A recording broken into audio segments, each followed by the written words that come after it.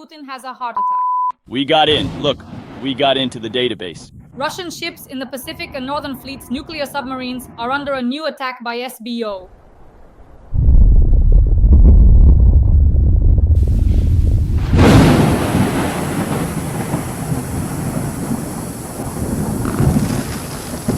Ballistic missile launchers have been blown up, Iskanders are burning, military airfields with strategic nuclear aviation are on fire.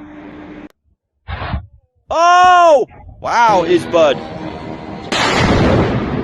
Attacked objects of the Russian nuclear detachment, exploded factories that produce intercontinental nuclear ballistic missiles Topol and ARS. The Russian nuclear detachment is under attack. Breaking news, friends. Ukraine has carried out a significant attack on 2 strategic nuclear airfields, specifically targeting the locations where Russia.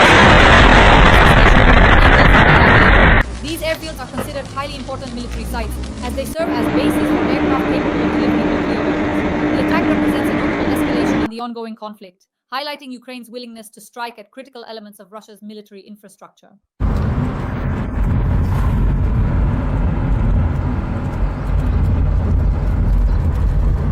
For the first time, Ukraine has attacked ballistic missiles in Bryansk. They themselves? They are detonating right now. In short, that's where everything is burning. Everything is on fire. A lot is clearly going to burn there, and it looks like there aren't any fire trucks yet. I wish they would arrive soon. This was a powerful special operation by the Security Service of Ukraine and other Ukrainian special services. These were command posts for ballistic missiles and Iskander in the Bryansk region.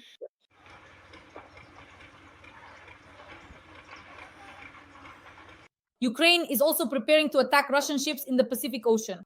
According to reports, Kyiv is planning an operation using naval drones hidden in cargo containers to strike Russian ships and allies in the northern part of the Pacific Ocean. Ukraine has attacked 2 out of 3 elements of the nuclear triad and continues to press on. A new phase of the SBU special operation is being prepared. Moreover, the Yaroslavl engine plant was on fire in Russia. This is one of the factories where engines for the Topol M complex vehicles are produced. Intercontinental nuclear missiles Topol M, which essentially means the nuclear triad.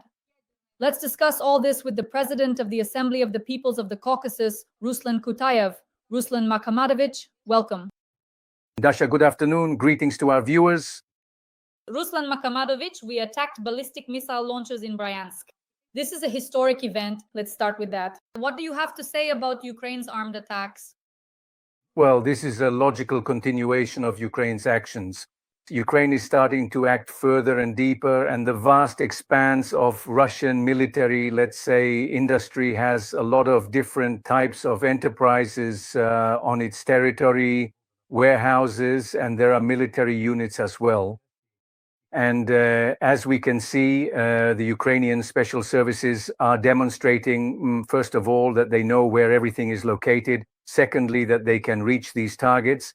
And thirdly, that they have consistently and quite dynamically begun to carry out operations to destroy all of this. You said it correctly here, intercontinental ballistic missiles capable of carrying a nuclear warhead are also being dismantled and eliminated. And here I think it's worth mentioning to our viewers that yesterday, when Russia was actually preparing to retaliate against Ukraine with a heavy, powerful strike, Ukrainian intelligence detected the activity of these Iskander launchers. It is known for certain that 1 Iskander missile launcher was destroyed and 2 were damaged. Therefore, these 6 missiles, which were presumably intended to strike some important administrative buildings in the city of Kyiv, were effectively destroyed. So the beginning of this insidious and carefully orchestrated plan of Putin was ultimately thwarted. And of course, after that, they lost the kind of decisive action that could have truly inspired the so-called Russian orcs, as well as Putin himself and his closest inner circle. That's why, look here, it's very interesting how the increasingly active Ukrainian special services are behaving hour by hour. They not only inflict damage, but even in real time, they manage to observe, gather intelligence on the actions of Russian missile systems, destroy them, and cause damage. This is a significant improvement in the skills and conduct of the Ukrainian Special Services, Military Command, and of course, those operators, drone pilots, missile operators, all of them are acting very successfully and skillfully, destroying Russian installations and the Russian military-industrial complex across the entire territory of Russia. Putin's operation continues. The SBU attacked two airfields, Engels and Diaghilevo, that is, two bases for Russia's strategic aviation, as well as an oil depot that supplies fuel to Russia's strategic nuclear aviation. At least 3 storage tanks are currently burning at the oil products storage facility of the Crystal Aros Reserve Plant. So we are still attacking the airfields of strategic nuclear aviation. The Operation Potina continues. A Mi-8 helicopter has been destroyed and a Mi-35 was damaged as a result of drone attacks, and the Bryansk airport was attacked at night. Stammfamgic, the floor is yours. These are the reserves, the state reserves of aviation fuel. Yes, 3 storage tanks were hit, but according to the latest information, everything is still leaking out, and now 3 more tanks have been engulfed by fire, and this is ongoing. It's possible that the fire will continue to spread. As we know, in such situations at oil depots, it's often impossible to even contain the fire. It usually spreads from one tank to another, also affecting industrial facilities like oil processing plants. And all of this, let's say, becomes consumed by the flames. I think that situation is still unresolved there. The fire is still burning, and it's not yet known how much will be destroyed as a result of this operation and the actions of the Ukrainian side. The fact that Ukraine is preparing attacks on Russian ships in the Pacific Ocean and that Sevastopol and Crimea have been struck by Neptunes, we'll discuss that a bit later. But for now, I'd like us to focus on a very interesting and important topic. Friends, please like this video, subscribe to my channel, and let me know what you think in the comments. Something exploded in the sky over Kazakhstan, something like a hazelnut, and broke apart into pieces. And the first to report it to Baycom were Russian military correspondents, also known as Russian war reporters, Z-Patriots. They wrote about the failed launch of the Oreshnik from Kapustin Yar, near the border with Kazakhstan. That night, Putin decided to attack Ukraine. He did attack, and he surely wanted to use the Oreshnik, an intercontinental missile. The question is, does this Oreshnik actually exist? Did it explode? And why did it explode? Was it sabotaged? Let's think this through together. First of all, I served in Kapia. I served at the base, at the training ground we're talking about now, in the automotive troops, in the rocket and artillery forces, and indeed intercontinental ballistic missile tests were conducted there. There, the Astrakhan region borders Kazakhstan. Back then, it was the Guriev region, and indeed, tests were conducted there, launches took place there, and this launch, as I analyzed based on what the experts say, Oreshnik was most likely launched, and the images and recordings we have most likely show something over the steppes, the Kazakh steppes. This Oreshnik detonated and broke apart in mid-flight and was not only unable to complete its mission, but in fact it was not even able to begin its course toward Ukraine. What does this tell us? We know that even the first time when Oreshnik was fired at the Dnipropetrovsk region, it didn't achieve even 5% of what Russia expected. There was no destruction there. They hit a training center and couldn't do anything more. And now too with Oreshnik, they tried every possible option. They were very upset about it. They needed to show the orcs back in Russia that they're still a force to be reckoned with, that they can do something, scare someone, but it's not working, it's just not working. And with the counter-offensive units, they also failed. Ukraine destroyed them. They were deployed in the Bryansk region on the front line for an attack on Kyiv, but with Oreshnik, as we can see, it was a failure on all fronts. Russia is falling apart. Russian, let's say, missile operators and artillerymen, no matter how hard they try, they can't succeed. The only reason they manage at all is because everything is built exclusively on the basis of Soviet weaponry. They have nothing, they haven't accomplished anything, all their claims, all those cartoons, they remained just cartoons and they can't move beyond that. This is the problem for Putin, for the Russian armed forces, and for the entire Russian, this fascist horde that would like to drown the entire population of Ukraine in blood, It's not because they don't want to, it's because it doesn't work out for them because they can't. This is what we need to understand and realize. Slava Bogovic, let's return to the topic of Russia's nuclear triad, which everyone is talking about right now, and which in fact was attacked by Ukraine's special services. All the world leaders have written about this. They've even reported it. For example, Kaja Kallas officially stated that this is unprecedented, the Prime Minister of the United Kingdom commented, and even Donald Trump, through his sources, conveyed that he too is stunned by the SBU special operation. And last time we talked about the need to attack the Russian Federation's fleet, the nuclear submarines. There's the Northern Fleet of the Russian Federation, which was attacked, and there's the Pacific Fleet of the Russian Federation. We discussed all this. And now, your publication, literally right before our stream today, released material stating that Ukraine is preparing attacks on Russian ships in the Pacific Ocean. According to this publication, Kyiv is involved in a sophisticated operation using naval drones hidden in cargo containers to strike Russian ships and their allies in the northern part of the Pacific. But it's very hard for me to imagine that Ukrainian intelligence services would announce their attacks through your publication. Why was this done? And in general, let's discuss the attacks on the Pacific Fleet, on the Northern Fleet, and how much of a blow this would really be for Putin. Let's first agree on the following point. The Washington Post, Bloomberg, and other newspapers are not the kind of media outlets that would, let's say, spread any kind of fake news. If they wrote about it, then without a doubt, they have grounds to talk about it. First. Second, if the Ukrainian special services, armed forces, and political leadership did not prohibit this from being published, it means they have sufficient grounds to believe that this operation is under extremely tight cover, and that they are confident that regardless of the fact that it has been made public, they will be able to carry this operation through to the end. Third, and this is very important, the Pacific Fleet, as we understand North Korea. Right now, Shoigu is back in North Korea. Russia is demanding soldiers, and North Korea is supplying ammunition, weapons, and people. And now it is very important, if Ukraine really does this, and I am convinced that they can do it, and if they reach Vladivostok, Khabarovsk, the Far East, and if they manage to hit even some ships, some movements, tankers, cargoes, then Russia will not just be put in an uncomfortable position. Russia will find itself in a state of crisis, because this is the area where all these ports are practically exposed, even all the military bases, everything that was there in terms of air defense and missile defense has been transferred here, closer to the front, to Moscow, and away from there. If now such a danger arises, if, say, drones start flying, and they will, then in that case, they'll have to pull something away from the front, from here, from the center, and transfer it over there to the Far East. This is bad news for Russia. How will they compensate for this? It's impossible to predict because China can't openly provide them with missile defense or air defense systems.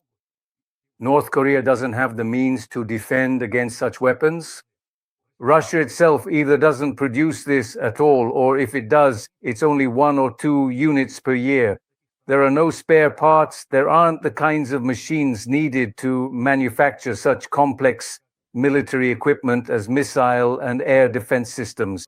So, to be honest, these are very serious problems. But even you and I have discussed here before that these problems would arise. We said that Ukraine is developing its technological capabilities. Germany has officially announced that joint Ukrainian-German production will, in the coming weeks, already be deployed for operational use to the military front lines for the use of Ukrainian missiles produced in cooperation between Germany and Ukraine.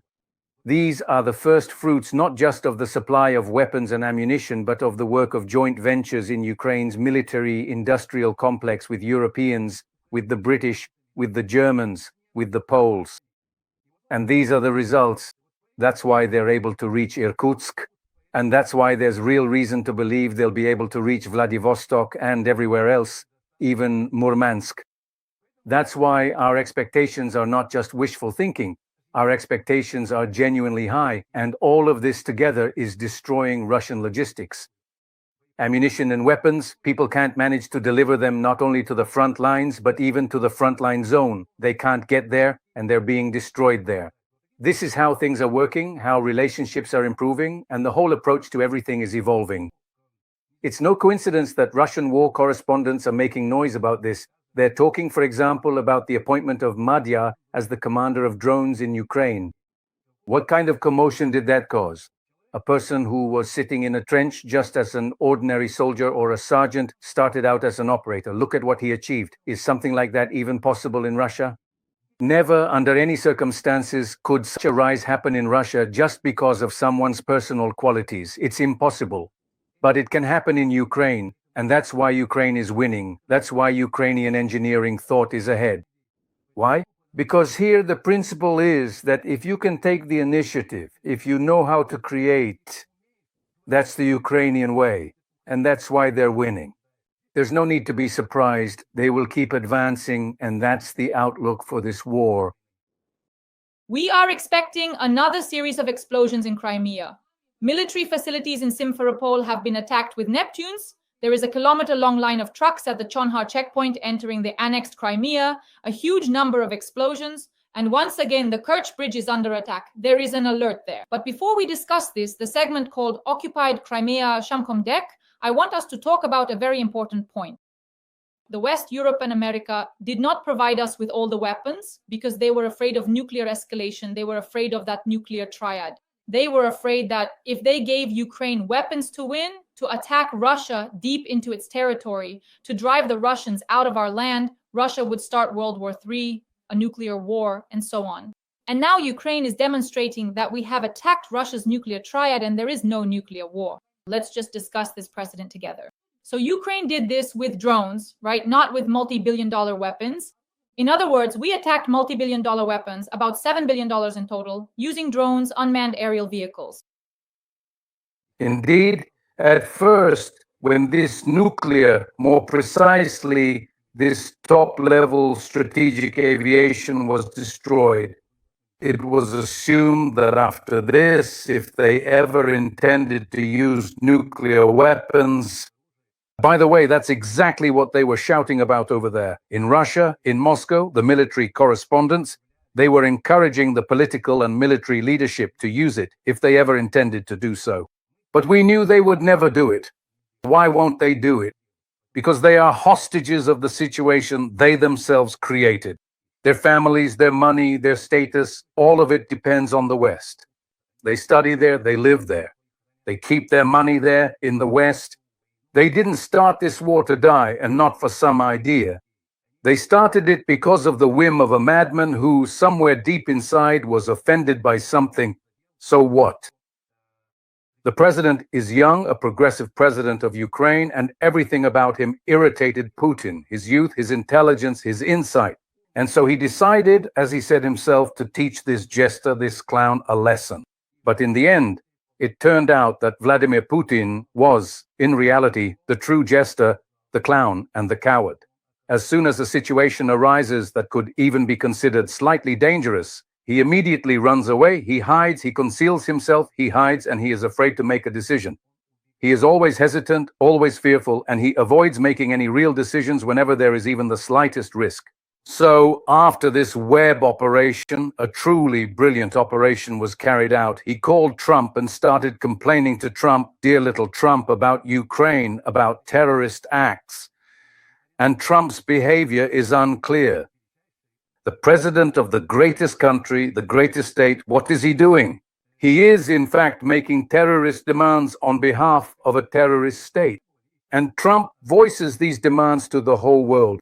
In fact, Putin's demand that Putin is going to respond to Ukraine in the harshest way. Trump not only doesn't protest it, but even more, he broadcasts it. So it turns out that Trump in Putin's hands is the very tool used by terrorists. And here, what America was essentially obligated to do, there was no such behavior. But within America itself, this was given a very serious assessment. They called Trump out on it. He did this in his talk somewhere, recorded it, and then they quickly removed this recording of Trump because it was absolutely clear that Trump had basically caved in and was afraid of Putin.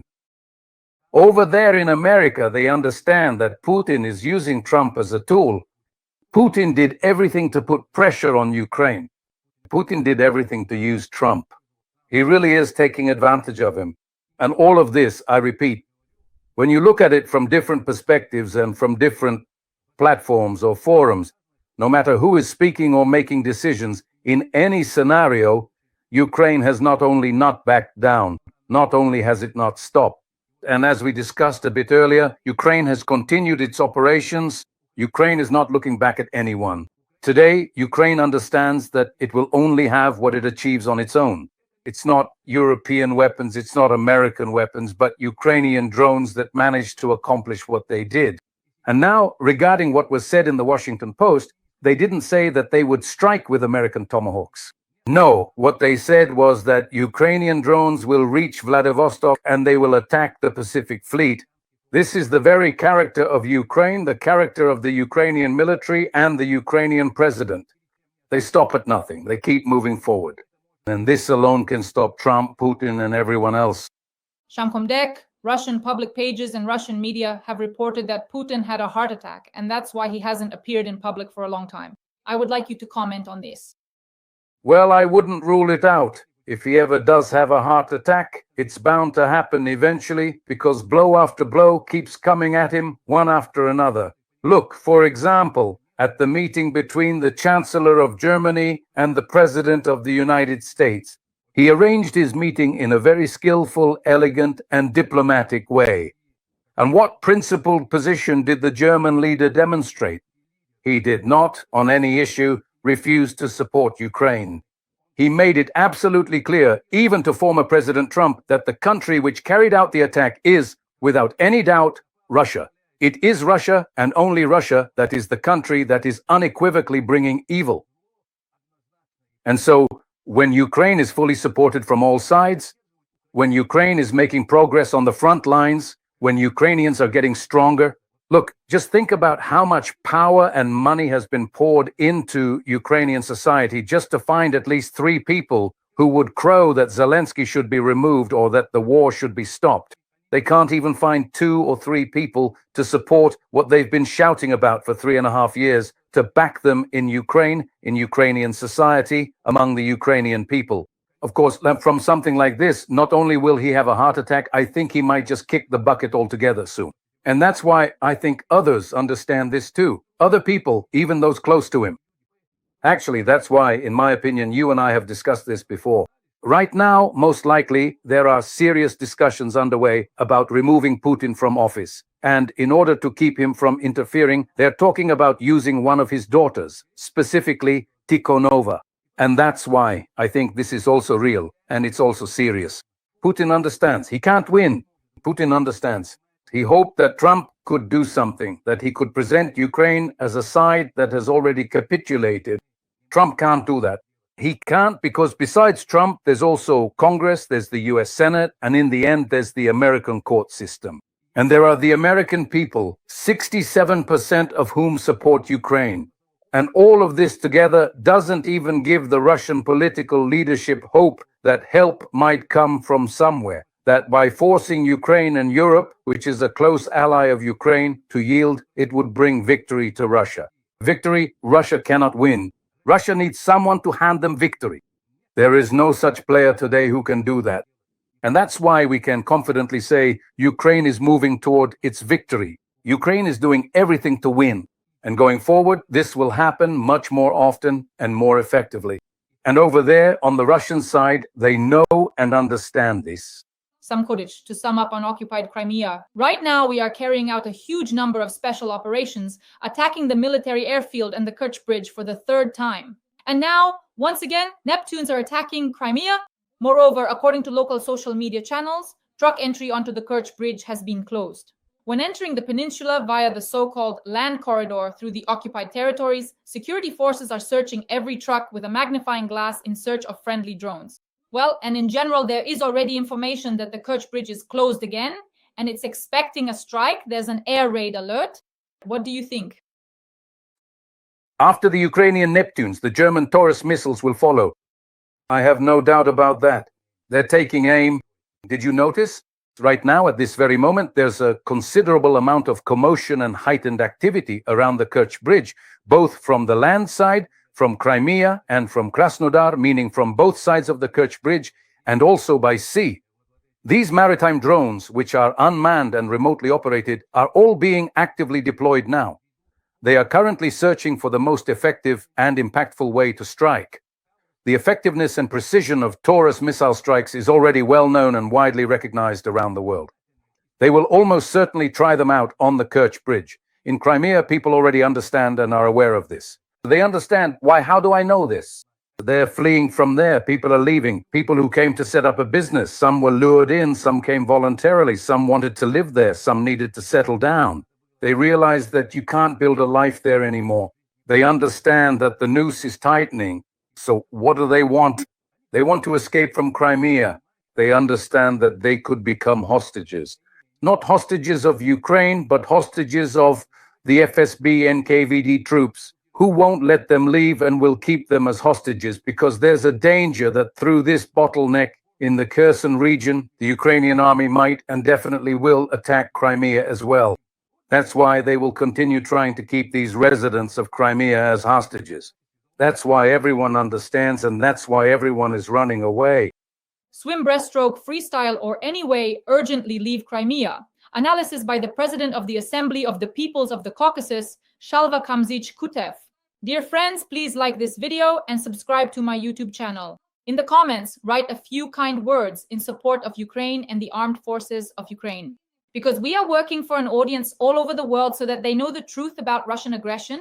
That's why every like, every comment, and every subscription from you is priceless. Thank you. Ruslan, thank you very much. And as always, see you soon. See you soon. Dear friends, please support Dasha and her channel. You will hear good news from this channel many more times. All the best. Take care.